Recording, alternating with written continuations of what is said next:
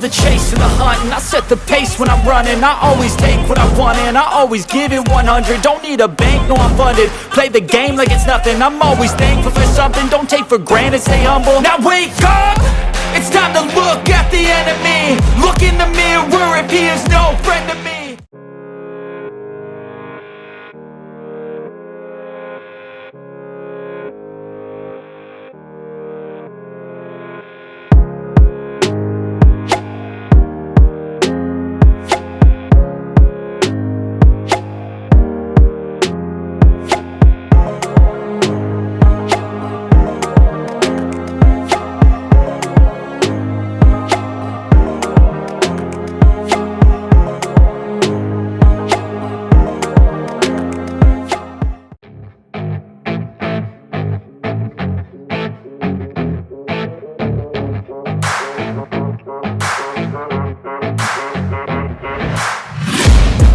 Taking shots at the enemy. I'm gonna make it to the top, leave a legacy.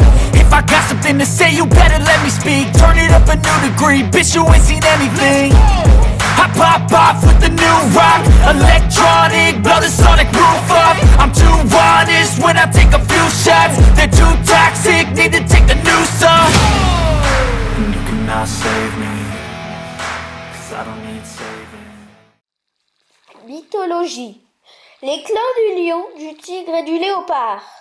Chaque clan possède ses propres légendes, les grandes aventures de ses ancêtres transmises de génération en génération. Et tous les clans partagent les histoires des anciens félins géants au pelage doré qui régnaient jadis sur la forêt. Les membres du clan du lion avec des crinières qui flottaient dans l'air comme des rayons de soleil. Ceux du clan du léopard étaient rapides, ils arboraient leur pelage des taches noires qui évoquaient les empreintes d'un félin en pleine course. Ceux du clan du tigre étaient des chasseurs de nuit, au poil de couleur flamme tigrée de noir, comme des ombres dansant sur leur fourrure, comme la noirceur de la nuit dans leur âme. Les grands fauves ont disparu à présent, mais ils ont transmis des qualités particulières à leurs descendants, les guerriers des clans.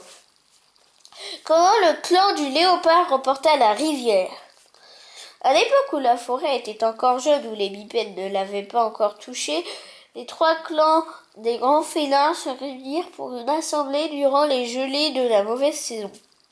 Le chef du clan du lion, un fauve fier du nom d'étoile dorée, s'avança. « Il y a un sanglier qui rôde dans la forêt, » rugit-il. « Il y a beaucoup de sangliers dans la forêt, » répondit Étoile vive, le chef du clan du léopard, avec un geste agacé de la queue. Il n'y en a qu'un comme celui-là. Voilà Étoile dorée. Il est aussi grand qu'un cheval. Il a des défenses larges comme des branches de sycomore et des poils aussi piquants que des épines. Il a tué l'un de nos apprentis. Moi aussi je connais ce sanglier, intervint la meneuse.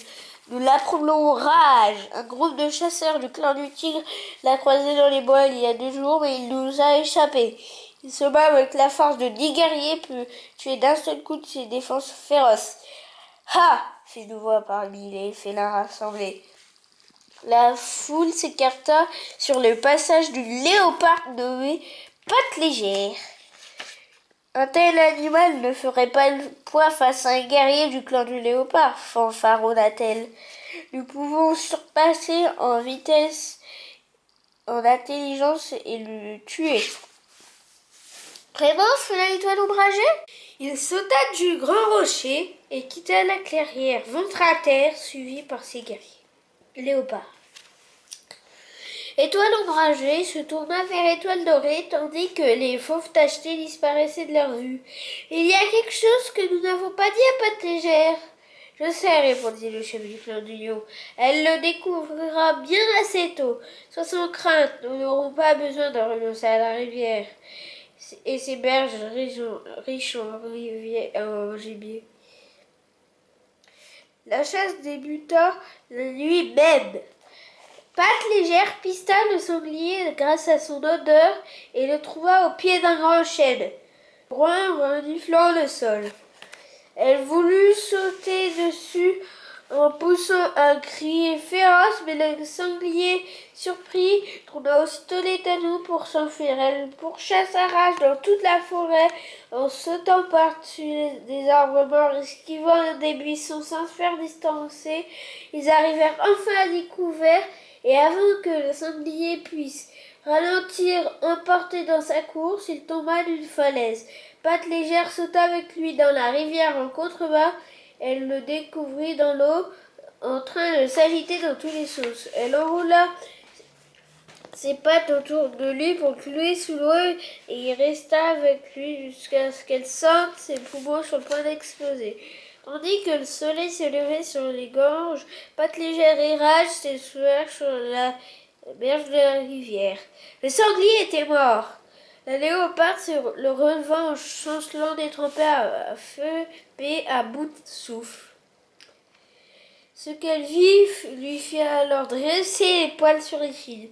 Sur la berge, devant elle, se tenait la compagne du sanglier, une bête plus grosse encore et plus féroce qui sortait rarement de sa tanière, comme le savait très bien Étoile Dorée et Étoile Ombragée. Cette laisse s'appelait Furie. Patte Légère et Furie se battèrent sur la rive pendant 2 jours et 2 nuits. Puis la léoparde finit par attirer la laie sur les pierres de gué, où Furie perdit l'équilibre et tomba dans la rivière et se noya. Étoile Dorée et Étoile Ombragée avaient honte de leur traîtrise. La jeune guerrière du clan du léopard les avait tous sauvés face à 2 terribles ennemis.